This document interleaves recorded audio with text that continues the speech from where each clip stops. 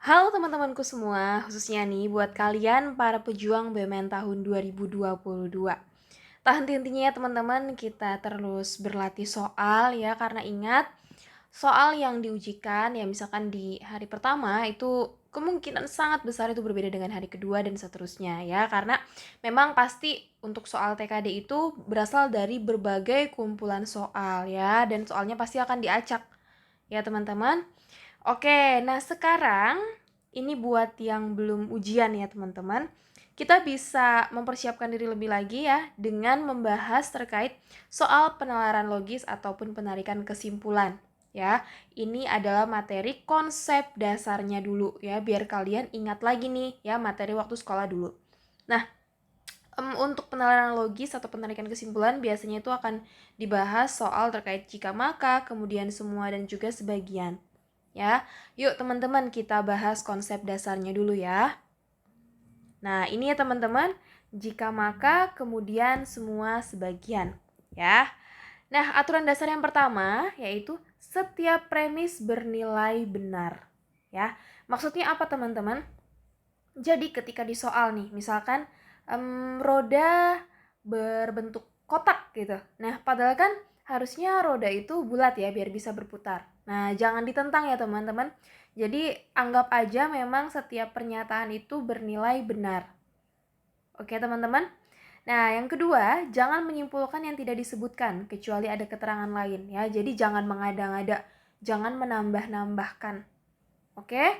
Nah, yang ketiga, jika ada pernyataan semua pada premis 1, dilanjutkan pernyataan sebagian, beberapa, ada ya, ataupun ini biasa disebut dengan partikular. Part ya. Oke, teman-teman, artinya sebagian, beberapa, ataupun ada, maka jawabannya harus partikular juga. Ya. Jadi misalnya semua anak bermain bola gitu. Terus ada anak yang bla bla bla bla gitu kan. Nah, maka jawabannya juga harus partikular teman-teman ya. Jawabannya menggunakan kata-kata ada ya, atau beberapa ataupun sebagian. Oke, jadi tidak menggunakan semua. Oke? Paham ya teman-teman? Yuk, coba kita masuk ke pembahasan berikutnya ya.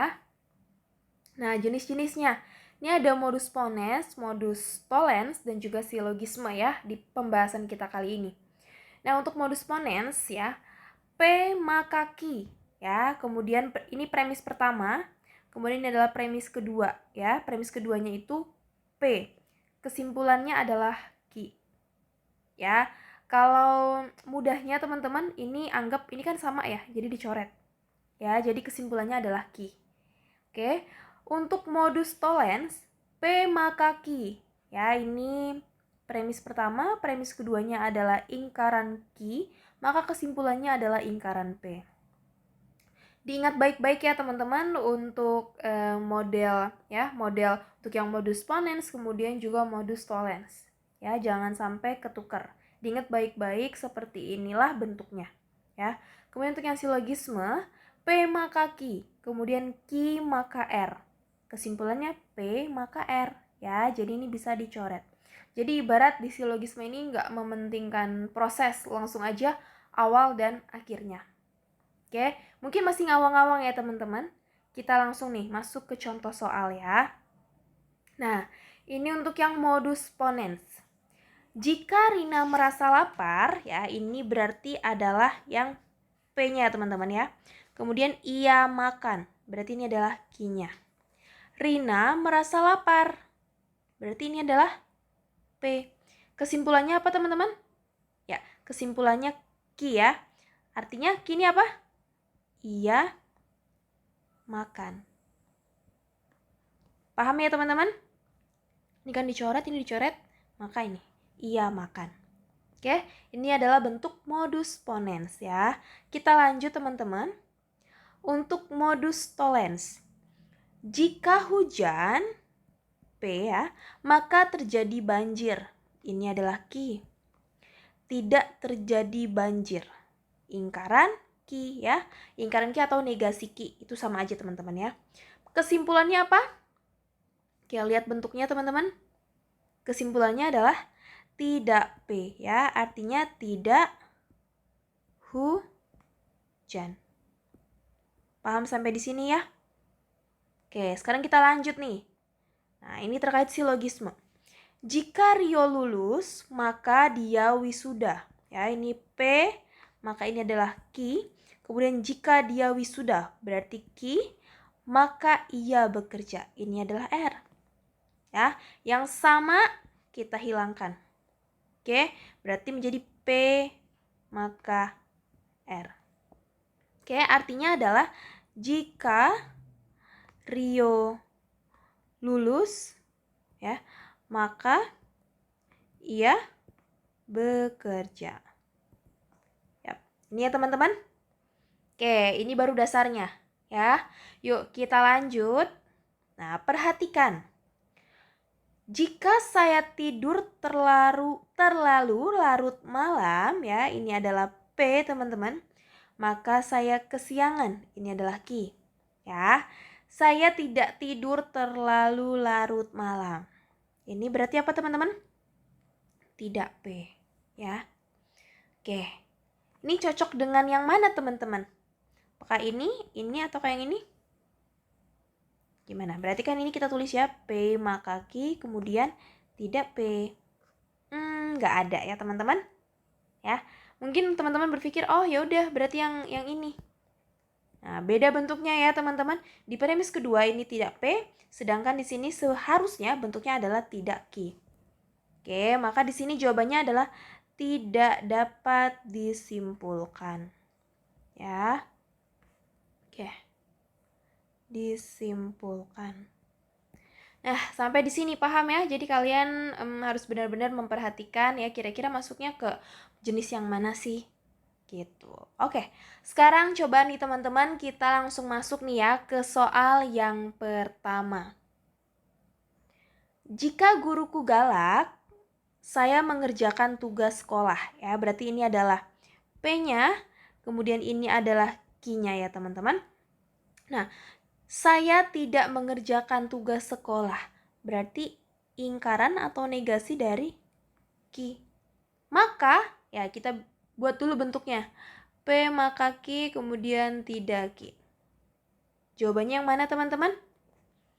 Jawabannya pasti tidak P ya, atau ingkaran P teman-teman, atau negasi P ya.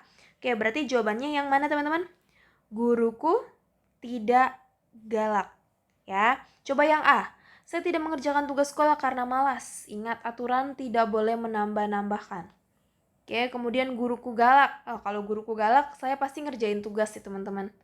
Oke, kemudian yang C, saya tidak mengerjakan tugas sekolah walaupun guru saya galak. Kurang cocok ya teman-teman. Kemudian yang E, saya tidak mengerjakan tugas sekolah karena saya tidak suka belajar. Nah, ini juga menambah-nambahkan. Gak boleh ya teman-teman? Oke, ini masih soal yang mudah ya. Ini kita masih membahas konsep dasarnya. Oke, kita lanjut teman-teman ke soal yang kedua. Jika dia baik, maka dia memiliki teman banyak. Berarti ini adalah P, ini adalah Q ya. Dia tidak memiliki teman banyak. Berarti ini ingkaran Q ya teman-teman. Berarti bentuknya adalah P maka Q, kemudian tidak Q atau ingkaran Q. Maka jawabannya adalah ingkaran P ya. Tidak P atau negasi P. Oke, jadi yang mana teman-teman? Oke, berarti dia tidak baik. Ya, kalau yang A, dia punya sedikit sahabat. Wah, ini menambah-nambahkan ya. Kemudian dia baik. Wah, kalau dia baik pasti dia punya teman banyak ya. Dia baik tapi sombong. Ini juga menambah-nambahkan. Nah, kemudian tidak dapat disimpulkan. Bisa kok disimpulkan ya. Karena sesuai dengan sifat yang mana teman-teman? Ya, modus tollens. Ya. Oke, sekarang kita lanjut nih ke soal yang ketiga. Jika punya uang, P, maka saya liburan ke Bali. Oke. Saya tidak punya uang, berarti tidak P, teman-teman. Ya, kalau kita buat bentuknya P maka Q, kemudian tidak P. Yang mana, teman-teman? Apakah saya tidak ke Bali, ataukah B, C, D, ataukah E, teman-teman? Oke, tidak dapat disimpulkan ya teman-teman, karena nggak ada yang cocok nih dengan ketiga jenis yang tadi sudah kita bahas ya. Kecuali teman-teman di sini di premis yang kedua ini saya tidak liburan ke Bali ya, maka kita bisa memilih pilihan jawaban saya tidak punya uang gitu teman-teman ya, paham ya? Nah, saya tidak ke Bali. Nah, ini salah ya teman-teman, karena tidak sesuai dengan jenis yang sudah kita pelajari. Kemudian saya memiliki banyak uang. Orang dia dibilang dia nggak punya uang, ya kan? Kemudian saya punya banyak tabungan. Nah, ini menambah-nambahkan nih, ya. Kemudian yang D, walaupun tidak banyak uang, saya tetap liburan ke Bali. Emang iya? Belum tentu ya teman-teman. Ya, jadi kembali lagi ke bentuk jenis-jenis yang sudah kita pelajari. Oke, paham ya?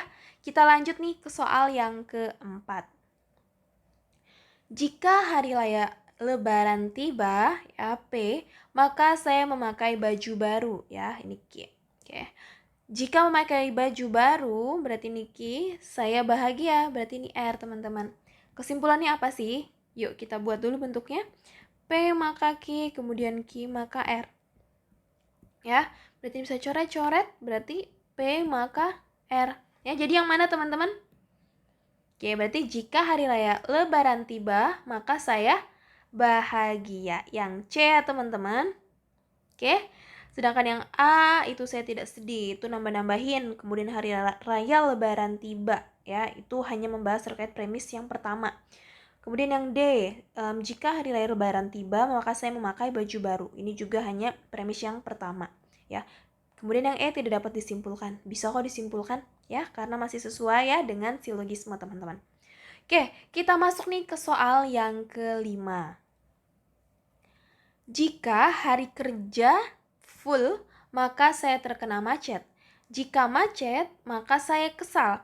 Minggu depan adalah hari kerja full. Kesimpulannya adalah, gimana teman-teman? Oke, ini adalah P, ya. Ini adalah Q-nya. Jika macet berarti ini Q, kemudian ini adalah R. Ya, kita buat dulu teman-teman. Di sini berarti ada 3 premis, ya. Ini 1, ini 2, ini 3, ya. Kita kerjakan dulu yang premis pertama dan juga yang kedua. Berarti P maka Q, ya. Kemudian Q maka R. Berarti ini bisa dicoret teman-teman, ya. Berarti jika hari kerja full, maka saya kesal, ya. Berarti P maka R, ya. Nah, premis yang ketiga, minggu depan adalah hari kerja full, ya. Hari kerja full berarti ini yang apa? P, teman-teman, ya. Nah, kita tuliskan di sini P, ya. Berarti apa teman-teman jawabannya? Yap, R ya. R itu adalah maka saya kesal. Ya, berarti yang paling cocok yang mana teman-teman? Ya, yang D ya teman-teman. Minggu depan saya kesal. Ya, kalau yang A, minggu depan saya kena macet. Ya, itu kurang tepat teman-teman ya, nggak pas dengan model yang sudah kita bahas. Kemudian yang B, saya merasa kesal setiap hari Minggu. Wah, maksudnya apa nih? Itu ya, nggak ada di pernyataan seperti itu. Kemudian saya tidak kesal karena hari kerja full masih lama. Oh, ini juga menambah-nambahkan, mengada-ngada ya. Kemudian yang E, meskipun terkena macet, saya tidak akan kesal. Padahal kalau dia kena macet, dia bakalan kesal teman-teman. Ya. Oke teman-teman, gimana nih pembahasan konsep dasar kita ya terkait materi penalaran logis ataupun penarikan kesimpulan ya, khususnya ini untuk yang jika maka ya teman-teman. Yap, kita sudah membahas 5 soal ya, dan juga konsep dasarnya. Aku harap teman-teman bisa paham ya. Dan ingat sekali lagi untuk ujian BUMN nanti itu nggak semudah ini teman-teman ya, karena ini hanya sekedar konsep dasarnya saja ya. Jadi silakan teman-teman untuk mencari referensi-referensi soal lainnya ya, dan tentunya saksikan terus video aku karena setelah video ini kita akan membahas soal-soal yang lebih sulit lagi ya. Oke, terima kasih nih buat kalian yang sudah menonton. Semoga kalian diberikan kelancaran dan hasilnya ya yang diperoleh nantinya sesuai dengan yang diharapkan teman-teman semuanya. Oke, buat yang belum subscribe silahkan subscribe sekarang juga. Salam sukses!